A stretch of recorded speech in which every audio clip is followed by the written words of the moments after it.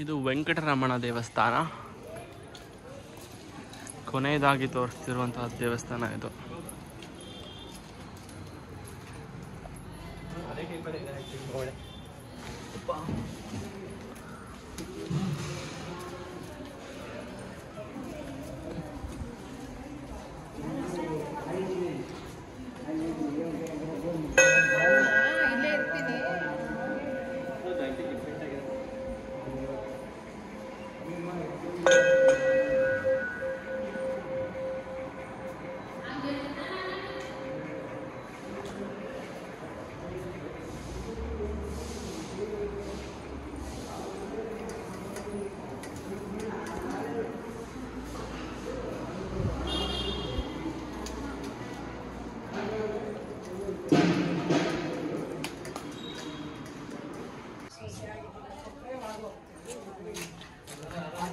ಈ ಒಂದು ಗಲ್ಲಿಲಿ ಬರಬೇಕು. ತುಂಬ ಜನಕ್ಕೆ ರಾಯರ ಪಾದ ಅನ್ನುವಂಥ ಪ್ಲೇಸ್ ಎಲ್ಲಿ ಅಂತ ಗೊತ್ತಿಲ್ಲ. ಸೊ ಹಾಗಾಗಿ ತುಂಬ ಕಡೆ ಹುಡುಕಾಡ್ತಿರ್ತಾರೆ. ಈ ಒಂದು ಗಲ್ಲಿಲಿ ಬರಬೇಕು ಅಂದರೆ ದೇವಸ್ಥಾನದ ಲೆಫ್ಟ್ ಸೈಡ್ ಬರುತ್ತೆ ನಿಮಗೆ. ಅಲ್ಲಿಂದ ಹಿಂಗೆ ಬಂದು ಈ ಕಡೆಯಿಂದ ಲೆಫ್ಟ್ ಹೋಗಬೇಕು. ಆಂಟಿ, ರಾಯರ ಪಾದ ಈ ಕಡೆ ತಾನೇ ಇರೋದು? ಹಾಂ, ಇಲ್ಲಿಂದ ಲೆಫ್ಟಿಗೆ 3ನೇ ಮನೆ.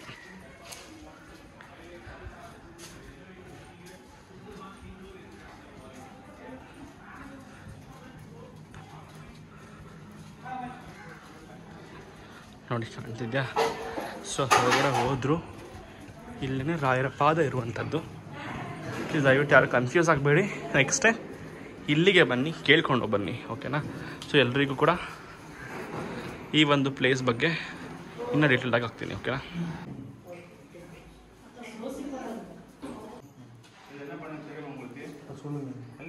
தெரிஞ்சா எடுத்துட்டு போயிட்டு நான் சொல்லிட்டு கொடுத்தாச்சு, அது எனக்கு உபயோகம் இல்லை. சொல்லு. ಇಲ್ಲ ಸರ್, ನಾ ಸೊಲ್ಲಿಟ್ಟು ಕೊಡ್ತಾಯ್ತಾ உங்களுக்கு ವೇಸ್ಟ್. உங்களுக்கு ಮುತ್ರಿಕೆ ಪ್ರಸಾದ ನಿಮ್ಗೆ ಎಲ್ಲಿ ಸಿಗುತ್ತೆ ಅಂತ ಹೇಳಿದ್ರೆ, ದೇವಸ್ಥಾನದ ಎದುರುಗಡೆ ಇರುವಂತಹ ಎಷ್ಟನೇ ಮನೆ? 2ನೇ ಮನೆ. ಅಂದರೆ ಈ ವೈಟ್ ಬಿಲ್ಡಿಂಗ್ ಏನು ಬಿಟ್ಕೊಳ್ಳಿ, ಈ ಗೇಟ್ ಏನು ಬಿಟ್ಕೊಳ್ಳಿ, ಇಲ್ಲಿ ನಿಮಗೆ ಮುತ್ರಿಕೆ ಸಿಗುತ್ತೆ, ಓಕೆನಾ?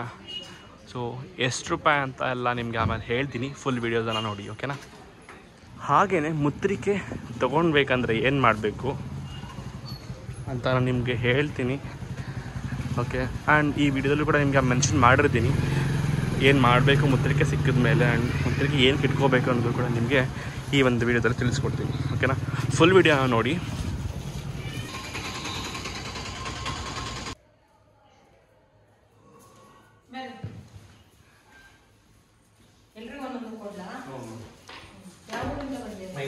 ಮೈಸೂರು. ದರ್ಶನ ಆಯ್ತಾ? ಎಲ್ಲ ಆಯ್ತು. ಅಮ್ಮ, ಇದ್ರ ಬಗ್ಗೆ ಹೇಳಲಿಕ್ಕಾಗತ್ತಾ ನಿಮಗೆ, ಈ ಮುದ್ರಿಕೆ ಪ್ರಸಾದದ ಬಗ್ಗೆ? ಪ್ಲೀಸ್ ಹೇಳ್ತೀರಾ? ಇದು ತುಳಸಿ ತೋಟದ ಮಣ್ಣು.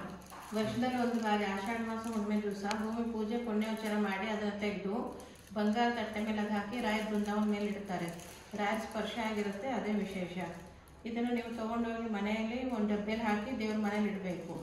ಪ್ರತಿ ದಿವಸ ನಿಮ್ಮ ಸ್ನಾನ ಆಗುತ್ತಲ್ಲ, ಸ್ವಲ್ಪ ಮೃತಿಕಾ ನೀರು ಕಲಸಿ ಕುಡಿಬೇಕು. ಇಲ್ಲ ಡೈರೆಕ್ಟಾಗಿ ಪುಡಿನ ಬಾಯಿ ಹಾಕೋಬೇಕು. ಮನೇಲಿ ಎಷ್ಟು ಜನ ಇರ್ತೀರೋ ಎಲ್ಲರೂ ತಗೊಳ್ಳಿ, ದಿನ ತಗೊಳ್ಳಿ, ಎಲ್ಲದಕ್ಕೂ ಒಳ್ಳೆಯದು. ರಾಯರ ಅನುಗ್ರಹ ಮಾಡ್ತಾ ನಂಬಿಕೆ ಮೊದಲಿಂದನೂ ಇದೆ, ನಿಮಗೆ ಬೇಕಾದವರಿಗೂ ಕೊಡಿ. ಮೃತ್ತಿಕೆ ಪ್ರಸಾದನ ತಗೊಂಡು ನಾವು ಮತ್ತೆ ರಾಯರ ದರ್ಶನಕ್ಕೆ ಹೊರಟ್ವಿ. ಯಾಕೆಂದರೆ ಅವತ್ತು ಗುರುವಾರ ಆಗಿರೋದ್ರಿಂದ ಪೂಜೆ ಇತ್ತು. ಹಾಗೆಯೇ ತೇರುಗಳನ್ನ ಎಳಿತಾರೆ ಅಂತ ಅಂದ್ಕೊಂಡು ನಾವು ಅಲ್ಲಿ ರಾಯರ ದರ್ಶನಕ್ಕೆ ಮತ್ತೊಮ್ಮೆ ಹೊರಟ್ವಿ. ದರ್ಶನ ಮುಗಿಸ್ಕೊಂಡು ಊಟ ಮಾಡಿಕೊಂಡು ಆಲ್ರೆಡಿ 24 hours ಆಗಿಬಿಟ್ಟಿತ್ತು ಲಾಗಿನ್ ಆಗಿ. ನಾವು ಅಂದರೆ ರೂಮಿಗೆ ಲಾಗೌಟ್ ಮಾಡಬೇಕಿತ್ತಲ್ವ. ಸೊ ಲಾಗೌಟ್ ಮಾಡಿಕೊಂಡು ಮತ್ತು 12:30ಗೆ ಟ್ರೈನ್ ಇತ್ತು. ಸೊ ಪ್ಯಾಕ್ ಮಾಡೋಣ ಅಂದ್ಕೊಂಡು ನಾವು ರೂಮಿಗೆ ಹೊರಟ್ವಿ.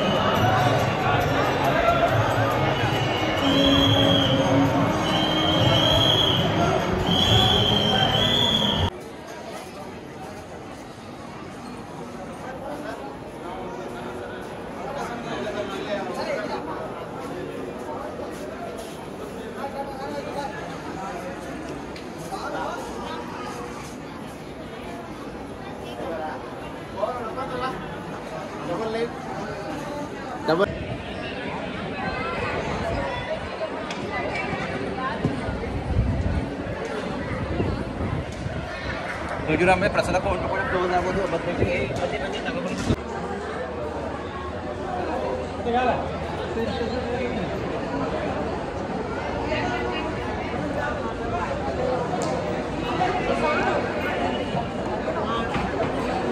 ಗೈಸ್ ಎಲ್ಲ ಕಡೆ ರೌಂಡ್ ಹಾಕಿ ಫುಲ್ ಟಯರ್ಡ್ ಆಗಿಬಿಟ್ಟಿದ್ದೀವಿ. ಫೈನಲಿ ಪ್ಯಾಕ್ ಮಾಡ್ತಿದ್ದೀವಿ. ಲಾಗೌಟ್ ಮಾಡಬೇಕು 11ಗೆ. ಟ್ರೈನ್ 12:30ಗಿದೆ. ಸೊ ಆಟೋ ಒಂದು 12ಗೆ ಬರುತ್ತೆ. ನಾವು 12:30ಗೆ ಟ್ರೈನ್ ಇದೆ. ಆಟೋ ಕೊನೆಗೂ ರೂಮ್ ಟೂರ್ ಮಾಡಲಿಲ್ಲ, ಬಿಕಾಸ್ ಬರೀ ರೌಂಡ್ ಹಾಕೋದೇ ಆಗ್ಬಿಡ್ತು. ಫುಲ್ ಗಲೀಜಾಗ್ಬಿಟ್ಟಿದೆ. ತೋರ್ಸೋದ ಬೇಡ ಅಂತ ಇದೆ. ಫುಲ್ ಅಂತ ತಿಂದು ಫುಲ್ ಏನು ಮಾಡೋದು ಗೊತ್ತಿಲ್ಲ. ಅವನು ಹೆಚ್ಚಾಗಿ ವಾಶ್ರೂಮ್ ಬಟ್ಟತ್ತಿದ್ದ ಅವನು ಬಿಕಾಸ್ ಸೊ ಅವನೇ ಹೆಚ್ಚಾಗಿ 2 hours ವಾಶ್ರೂಮ್ ಅಂದಿದ್ದ. ಅಭಿರಾಜ್ ಬಂದು 3 hours ಆಯಿತು ಅನ್ಸುತ್ತೆ. 3 hours 1.5 hour ವಾಶ್ರೂಮ್ ಅಲ್ಲೇ ಇದ್ದ. ಇವಾಗ ಪಾಪ ಹೊಟ್ಟೆ ನೋವು ಅಂತ ಹೇಳ್ತಿದ್ದಾನೆ. ಒಂದು ಬೇದಿ ಮಾತ್ರ ಕೊಟ್ಟಿದ್ದೀನಿ, ನುಂಗಿದ್ದೀನಿ. ಇದೆಲ್ಲ ಎಡಿಟ್ ಬಿಟ್ಟು ಏನು ಹೇಳಿದ್ರು ಪಾಪ ಚೆನ್ನರ ಪಾಪ ವಾಶ್ರೂಮ್ಗೆ ಹೋಗಿಲ್ಲ, ಬಂದಾಗಿಲ್ಲ. ಏನು ತಿಂತಾನೆ ಇಲ್ಲ. ನಾರ್ಮಲ್ ನಾರ್ಮಲ್ ಥರನೇ ಎಲ್ಲ ಯೂಸ್ ಮಾಡೋದು. ಬಟ್ ನನಗೆ ಟ್ರೈನ್ ಅಂತ ನಾನು ವಾಶ್ರೂಮ್ ಯೂಸ್ ಮಾಡಲ್ಲ. ಗೈಸ್ ತುಂಬಾ ಟಯರ್ಡ್ ಆಗ್ಬಿಟ್ಟಿದೆ. ಅದೇ 12ಗೆ ಆಟೋ ಬರುತ್ತೆ. ಸಾರಿ 12ಗೆ ಬರುತ್ತೆ ಆಟೋ. 12ಗೆ ಆಟೋ ಬರುತ್ತೆ. 12:30ಗೆ ಟ್ರೈನ್ ಇದೆ. 11ಗೆ ಲಾಗೌಟ್ ಮಾಡಬೇಕು. ಎಲ್ಲ ಪ್ಯಾಕ್ ನಾನು ಮುಗೀತು. ಇನ್ನು ಮಿಕ್ದವರೆಲ್ಲ ಪ್ಯಾಕ್ ಮಾಡ್ತಿರ್ತಾರೆ. ಆ್ಯಂಡ್ ಚಂದನ ರೂಮಲ್ಲಿ ನೋಡಬೇಕು ಅವಳು ಪ್ಯಾಕ್ ಮಾಡಿಲ್ವಾ ಅಂದ್ಕೊಂಡು, ಬಿಕಾಸ್ ಅವಳು ತುಂಬ ಟಯರ್ಡ್ ಅಂತಂದು ಮಲ್ಕೊಂಡಿದ್ದಾಳೆ ಅನಿಸುತ್ತೆ. ಹೋಗಿ ಅವಳ ರೂಮಲ್ಲಿ ಹೇಳಿಸಿ ಅವಳದು ಪ್ಯಾಕ್ನ ಮಾಡಿಸ್ಬೇಕು.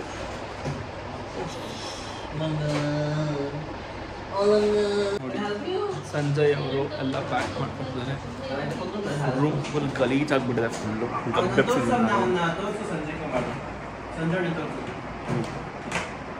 ಹೇಳಿ ಸಂಜು ಅವರೇ.